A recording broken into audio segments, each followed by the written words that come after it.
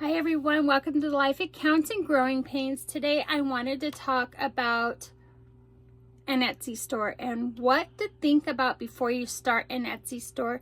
I know in 2024 now it costs to start an Etsy store.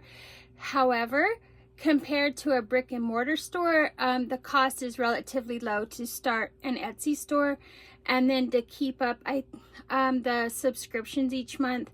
And then when you relist your items is 20 cents per item. So compared to having an overhead in brick and mortar, I think it's fairly reasonable. However, if you're not making profit whatsoever and it becomes burdensome, then it's time to rethink your Etsy store. So before we get into losing money already on our Etsy store, let's think about the things we need to think about before we even start an Etsy store. Have you ever heard the phrase, just start, right? It's easy, and that is also complicated, so it's more than just starting. You have to think about what type of customer that you're trying to achieve or trying to attract, right? Some people even call this their niche as well. So think about that, whether it be if you're looking for maybe moms, or maybe you're thinking natural people that are into natural things, or it could be brides to be, or if you want to do maybe even a niche of like invitations, stuff like that. So it's best to have a general idea of who your customer is before you even start. Otherwise it's going to be hit and miss. And I could speak from experience, because with my Etsy store, like I wanted just the business-minded people, right? And my goal was to make these funny business shirts with funny business sayings on them. However, it didn't go nowhere, right? I had that for 8 months or so, and then maybe like 3 sales. And so, okay, so now I've kind of changed my niche a little bit. It's still business oriented, but now it's more digital format type stuff. So optimize your shop and your listings for SEO. It has been a big thing to do, in your titles, in the descriptions, how you describe your items. So in order for your shop or your items to be listed up on the engine search of Etsy, so you have to know these phrases or these words. And it's what's really good about when you do Etsy is that if you have a longer phrase, that will attract the right customer to your shop, right? Instead of just saying a red shirt, you could say a plus size red shirt for whatever, right? Or for nurses, or for, you know what I mean? If you have to make your title longer, I know that that helps as well. And don't worry if your launch isn't going to be perfect when you first launch it. But in the meantime, what you can do before you even launch your store is announce that it's coming and build anticipation, maybe on Facebook or whatever your social platforms are. Build anticipation and be realistic about it. Your launch on any platform, I don't care if it's Etsy, Shopify, wherever you're at, is never going to be perfect, right? Because we're kind of learning as we go. So what we also need to do is describe, like I was saying, describe our products as much as possible.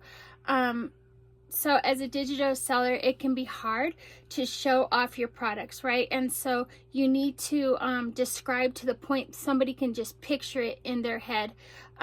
So I'm just saying, so that really helps a lot. And also, if you can do this beforehand of no matter what product you have, sit down and actually write out a description. Or if you're not sure if that description, like you're like, I'm not good with writing. Okay, what you can do is write out your description, then put it in Ask AI.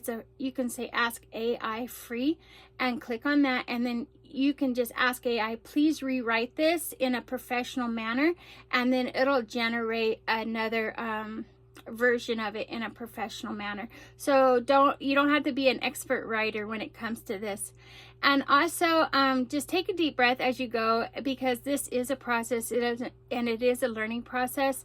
I think my goal with my my business is 5 years. You're like, what? Do something for 5 years and not see revenue? Yes, because it takes time for it to get rooted and whatever.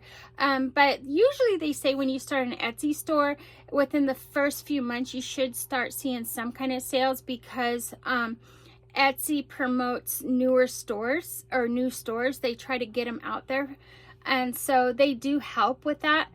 And then let's see, and then on my research, it says that we're supposed to pick one social media platform and stick to it. So if you want your Etsy to be tied with your Pinterest, then go that way. If you want your Etsy to be tied with your Instagram or your Facebook or TikTok, whatever your platform is, it's really good to just stick with that one. Because, and the reason I say it's better, well, I know the research says it, but I agree with this, because when you're trying to promote your Etsy store everywhere, you will get have like a posting fatigue, right? It takes a lot of energy, and then maybe you'll start skipping posts, or maybe your post won't be as great, versus if you just pick one platform like Facebook or Instagram, whatever it is, pick one and then just be consistent with it and making your post. And what I also like about Instagram is that you can schedule your listings. I think TikTok you can do that as well, but for posting, there is a lot of different ways to post, so which is another video. But stick to your one platform and be consistent with it when it comes to promoting your Etsy, and you can drive your own traffic to your shop as well. Then it says this. It says add in your personality. I like, you know how I like to add in my personality is if you're making the images of your pictures for your Etsy store or products, that's when I feel that you can add in your designs or the mock-ups, the backgrounds to your items. I feel that that's where your personal touches can come in. And there's different apps you can use to do how do you say it? Do your mock-ups. But I know one of the apps that I like to use is Canva, and it's the paid subscription one, Canva, which is, it helps with a lot of things. If you're doing a digital Etsy, Canva helps with that. Or I also yeah, I like using Canva. However, there is many good ones out there. I'm just sharing with you what I use. Invest in your skills and knowledge. So yeah, I understand that we don't have answers to everything. So even if it takes time for us to go to YouTube University and to try to figure this out, or look at other shops for inspiration or how they do things, or maybe look at how they write their descriptions. Maybe if you're selling shirts or something like that, you'll see, if you start looking at people's descriptions, you'll kind of see how they have it. They're like, they tell you about the shirt, they tell you what it's made out of, then they tell you a little bit about their shop, they tell you about how to take care of the shirt, so you can kind of get an idea. You can use some of your people on Etsy as a template. So or like I said, watch YouTube University, right, and get some ideas from there. But just keep don't copy them, but keep it original as much as you can, right? So, and then also, this is, I've never done this, but in my research it says start an email list. I've never started an email list, so this is all new information for me too. I've always stayed away from emails because I am horrible at emails. Like, I don't even rarely look at my emails. And so in my head, emails are futile, but it does recommend that you start an email list. Although Etsy is an amazing selling platform to list and promote your digital products, it is also not your own business. So it says, unlike having your own website or email list, Etsy doesn't allow you to contact your customers outside the platform. Meaning that once a customer comes into your Etsy shop and makes a purchase, apart from messaging through Etsy and dashboards, you technically are not allowed to take their email address or any other personal data to connect them outside of Etsy. So you're thinking, then how do I make a list? So how do we make a list? I'm thinking we do this through our own platform, social media platforms. It says an email list allows you the opportunity to build up your customer base with people who have either purchased from you in the past or are interested from you in the future. So it says, oh, here, this is what I'll do. Start building your own email list today. You can go on YouTube and learn how to do this, to start your own email list and how to build your community. So that is a great idea. Is once again, I refer you back to YouTube to how to start your email list. So all you have to do when you go on YouTube, just say start building up your email list, or just say create an email list, right? And then you'll start seeing videos, and then you'll see what pertains to you or what catches your eye. Also, what you need to do is build up your community. Like I say, in your social media platforms, that builds up your community as well.